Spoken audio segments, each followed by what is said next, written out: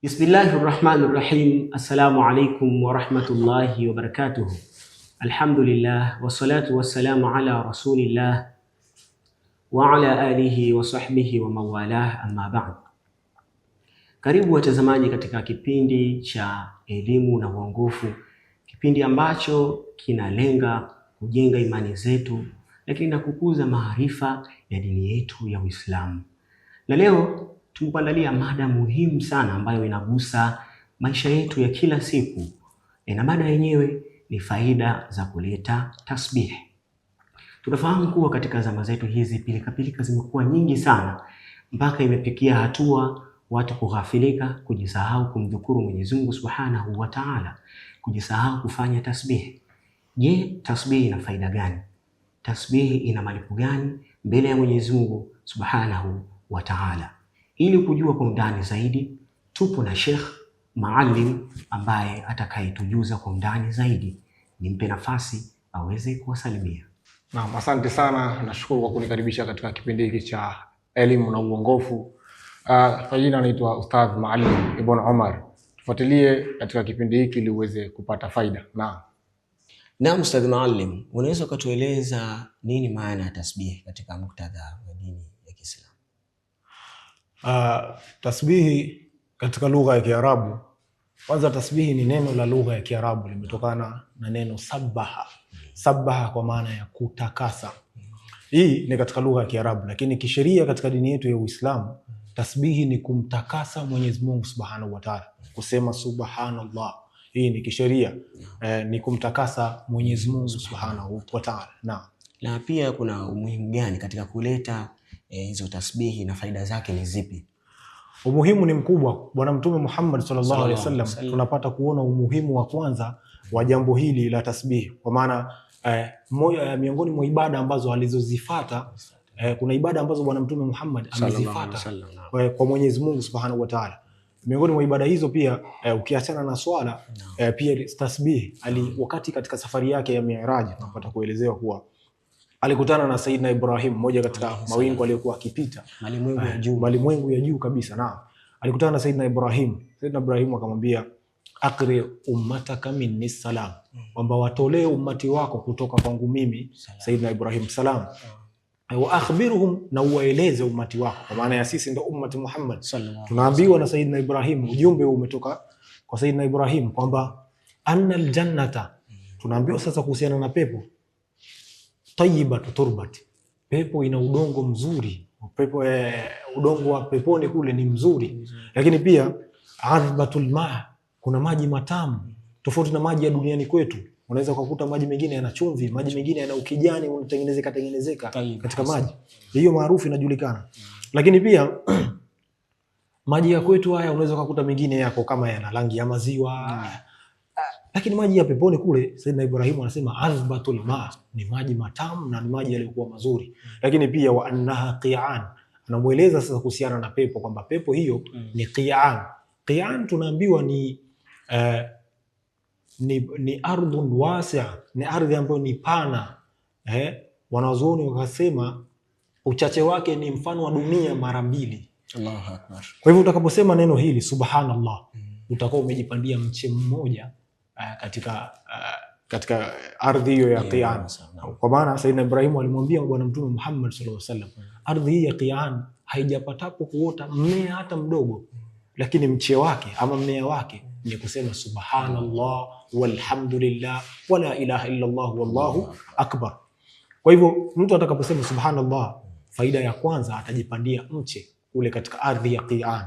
Hiyo ni faida tunapata, na tunaona umuhimu pia hapo katika kuteja ama kusema neno hili la subhanallah. Kwa hivyo utakaposema subhanallah utajipandia mche, lakini pia utapata na thawabu, kwa maana ya kwamba mche ule utakapoutunza bila kutukana matusi, bila kusema maneno ya hovyo, maneno machafu, basi mche wako utaendelea kuhimili, utaendelea kuwa mkubwa. Lakini upindi utakaposema maneno machafu, mche ule utakuwa umeukata. Kwa hiyo kuna umuhimu wake, lakini pia kuna hasara. Hasara ndio hizo kutaka. Kwa hiyo inapaswa kwa kila mtu ambaye anathubutu kuleta tasbih, hakikisha anachunga, anajichunga. Mmoja katika maimamu wakubwa, Imamu Sheikh Ibn al-Qayyim anasema yeye alipata kuulizwa swali hilo na mwanafunzi wake. Sasa shekhe, ikiwa tutaleta tasbihi kwa wingi, hiyo pepo si itakuwa ni msitu? Akamwambia usiangalie ni miche mingapi umeipanda katika ile ardhi, lakini pia angalia ni miche mingapi umeikata. Kwa maana ya kwamba unaweza ukasema subhanallah, ukawa umepita barabarani ukamwona mwanamke mzuri, ukawa umemtamani, ule mche tayari utakuwa umeukata. Kwa hivyo la tandhur ila kam shajaratin gharasta walakin indhur ila kam shajaratin dayya'ta. Usitizame ni miche mingapi umeipanda, lakini tazama ni miche mingapi umeipoteza. Naam. Shukran Sheikh. Lakini vile vile kuhusu kuwa tasbihi ina mchango wote katika kuleta utulivu wa moyo na kuondoa msongo wa mawazo. Naam. Bwana Mtume Muhammad sallallahu alaihi wasallam, ama Mwenyezi Mungu Subhanahu wa Ta'ala anatuambia katika Qur'an, ala bi dhikrillahi tatma'innul qulub, kwamba kwa kumtaja Mwenyezi Mungu, kwa kumtakasa Mwenyezi Mungu, basi nyoyo upata kutulia. Kwa hivyo kwanza, hebu tizama, unaposema maneno machafu nyoyo zinatulia. Unapotamka maneno yasiyofaa, matusi, nyoyo kweli inatulia. Lakini hebu tamka neno la Mwenyezi Mungu, kwanza unakuwa na hofu ya kumwogopa, lakini pia unaangalia mazingira ninayoyatamka, ama ninapotamka neno hili ni mazingira gani? Unakuwa na mazingira ya utulivu. Na ndio maana swala hatuwezi tukaswali tu sehemu yoyote, tunaswali sehemu ambapo kuna utulivu. Ama Qur'ani hatuwezi tukasoma sehemu yoyote kuna mambo ya ajabu. Tutafuta sehemu ambayo ni nzuri, penye utulivu, ili nyoyo ziweze kutulia. Kwa hivyo utakapoleta tasbihi, utaleta sehemu ambayo uweze ukaleta tasbihi sehemu ambayo watu wanasikiliza muziki kama klabu, sehemu za hovyo. Utatafuta sehemu ambayo kuna utulivu. Kwa hiyo kwa maana hiyo kuna utulivu wa moyo, lakini pia kuna utulivu pia wa makani, sehemu. Kwa hivyo yote unapata. Kwa hivyo utulivu ni mkubwa sana ambao unapatikana kama Mwenyezi Mungu alivyotuambia, ala bi dhikrillahi tatma'innul qulub, kwamba kwa kumtaja Mwenyezi Mungu basi nyoyo zinapata kutulia. Nataka kuweke wazi kidogo hapo kwamba inaruhusiwa kumtaja Mwenyezi Mungu mtu akiwa labda safarini au mama nyumbani anaendelea na shughuli zake. Je, inafaa kufanya tasbih au yoyote kama yuko katika shughuli zake inaruhusiwa kuleta tasbih wakati huo? Na ibada zimegawika sehemu mbili. Kuna ibada zenye wakati maalum, alafu kuna ibada ambazo hazina wakati maalum. Ibada zenye wakati maalum ni ibada ya swala, hija, funga pamoja na zaka. Lakini ibada ambazo hazina wakati maalum ndio pamoja na ibada hii za kumtaja Mwenyezi Mungu Subhanahu wa Ta'ala. Kwa hivyo tasbihi tunaweza kuleta wakati wowote, pahala popote, muda wowote. Wakati unaweza kuwa unafanya shughuli zako. Siku hizi kuna tasbihi zile tumeletewa za kuvaa kama pete. Unaweza kuwa unaleta tasbihi, upo katika daradara, unakwenda kazini, unarudi nyumbani, katika shughuli zako unaweza kuleta tasbihi. Kwa hivyo tasbihi unaleta wakati wowote, pahala popote. Kwa hiyo haina nyakati maalum kwamba wakati huu sasa ndio wakati wa kuleta tasbihi, ama wakati huu wa dhuhuri haitakiwi. La, tasbihi ni wakati wote, kwa sababu tumepata kuona ibada zimegawika katika sehemu mbili, kwamba ibada hii ya kumtaja Mwenyezi Mungu haina wakati maalum. Naam. Katika kuleta hizo tasbihi kuna idadi maalum, labda mtu anaweza kufanya kwa idadi kadhaa ambayo tayari Bwana Mtume Muhammad sallallahu alaihi wasallam ameielekeza, au ni uhuru mtu kujifanyia kwa idadi anayoweza? Bwana Mtume Muhammad sallallahu alaihi wasallam alipokuwa akiwaambia maswahaba zake kuhusiana na tasbihi hizi, hakutaja idadi, japo wapo wanazuoni waliodiriki kusema, lakini kumtaja Mwenyezi Mungu Subhanahu wa Ta'ala anatuambia katika Qur'ani, udhkurullaha dhikran kathiran. Mtajeni Mwenyezi Mungu utaji uliokuwa wingi, kwa maana hakuna idadi. Tumtaje kwa wingi sana.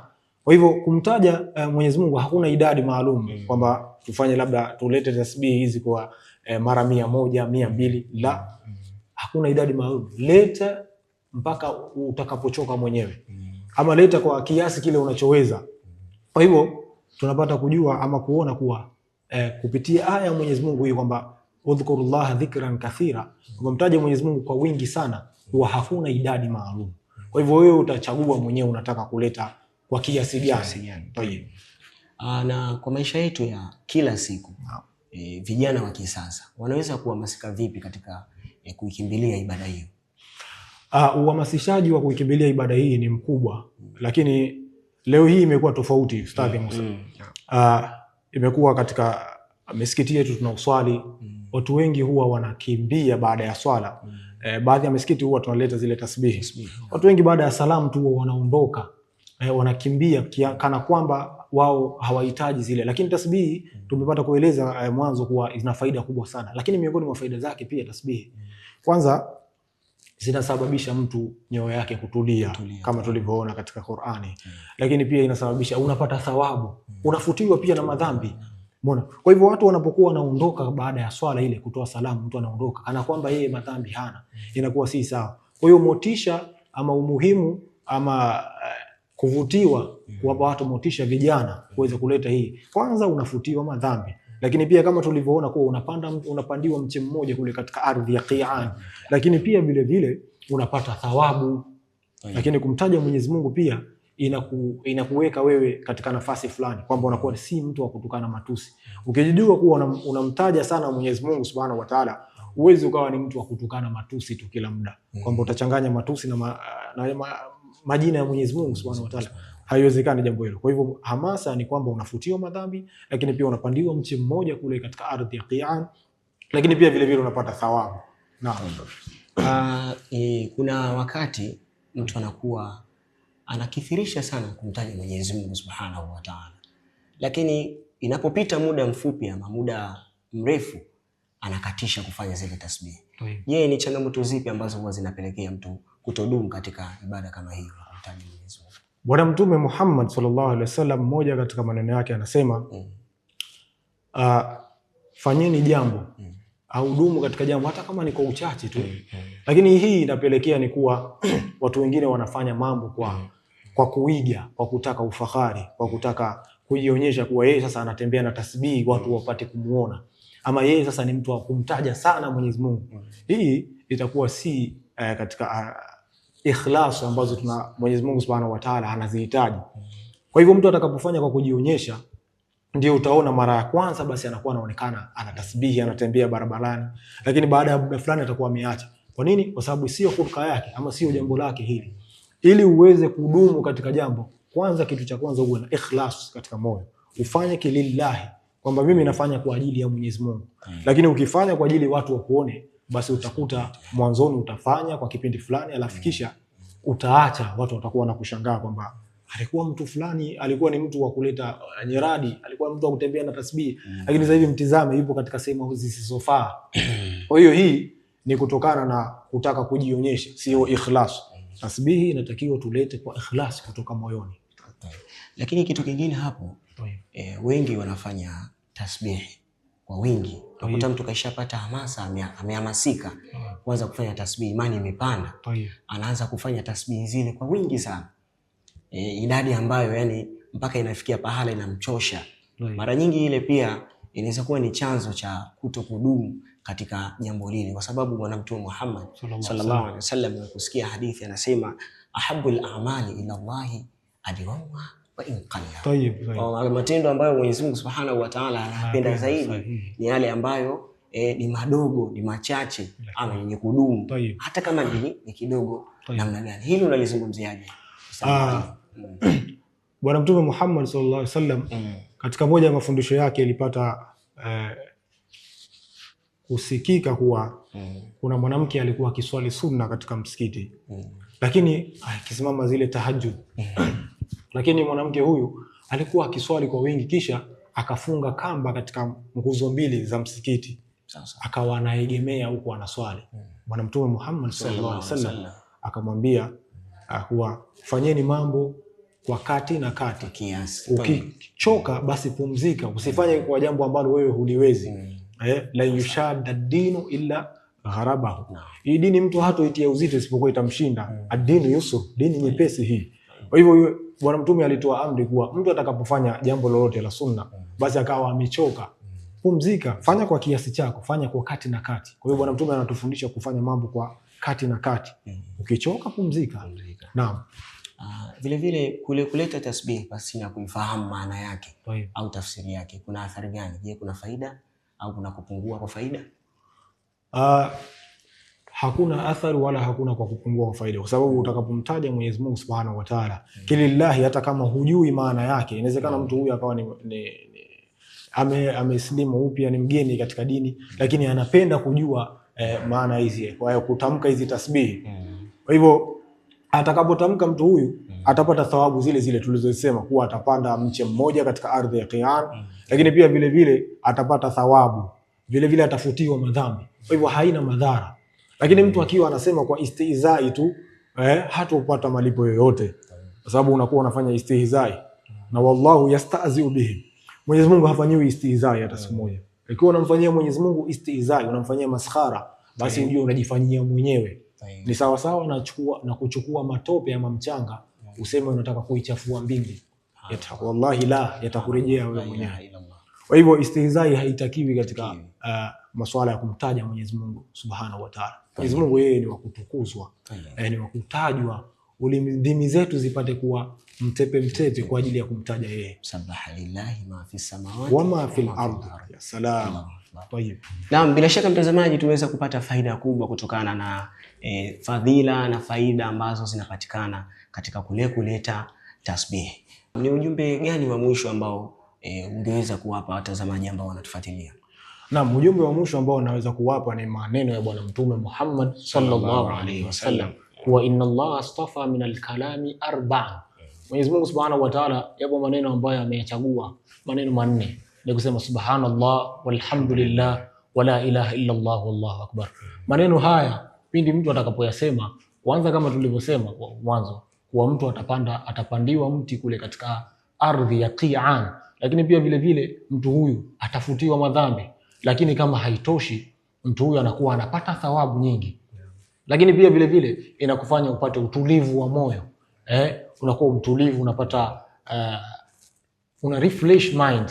Kwa hivyo faida ni kubwa, na wahusieni ndugu zangu watazamaji wa kipindi hiki na ufuatiliaji wa Rapta Channel kuwa kumtaja Mwenyezi Mungu saa zote ni faida kubwa tunazozipata, kama tulivyotoka kuzieleza kuwa wakati wote natakiwa tuwe ndimi zetu ziwe mbichi. Bwana Mtume Muhammad sallallahu alaihi wasallam alipata kumuhusia moja katika maswahaba zake, alimwambia la yazalu lisanuka ratban li dhikrillah, ambao usiache ulimi wako kuwa mtepe mbichi kwa kumtaja Mwenyezi Mungu Subhanahu wa Ta'ala. Kwa hivyo neno hili la mwisho la Bwana Mtume aliyomwambia sahaba wake tulichukue na sisi kuwa tusiache kuwa ndimi zetu kuwa mbichi kwa kumtaja Mwenyezi Mungu Subhanahu wa Ta'ala.